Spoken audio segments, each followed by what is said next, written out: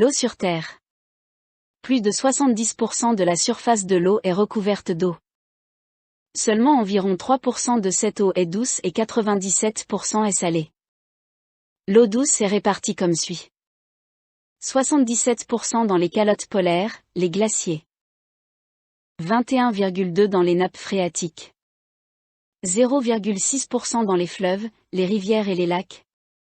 Les réservoirs naturels de l'eau. L'eau de la Terre est répartie sur 4 principaux réservoirs. Les calottes polaires et les glaciers, eau sous forme de glace et de neige.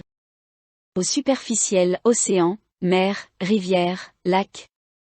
Eau souterraine, nappes phréatiques. L'atmosphère, eau sous forme de vapeur dans l'air et gouttelettes d'eau dans les nuages. L'ensemble de ces réservoirs est appelé l'hydrosphère. Les domaines d'utilisation de l'eau.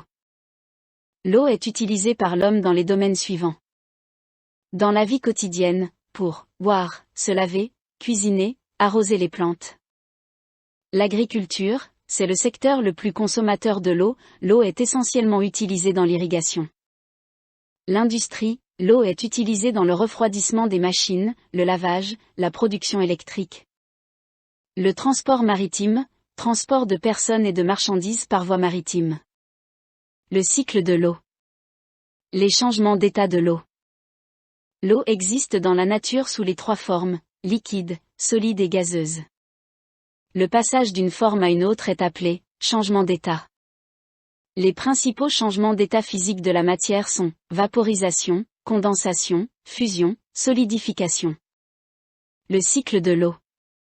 L'eau subit un cycle lui permettant de renouveler ses réservoirs. Sous l'action du soleil, l'eau de la surface s'évapore pour donner la vapeur d'eau. La vapeur d'eau va subir une condensation pour donner les nuages, gouttelettes d'eau suspendues. Ces gouttelettes d'eau peuvent se solidifier dans des zones très froides pour donner de la neige. L'eau va tomber sous forme de pluie ou de neige.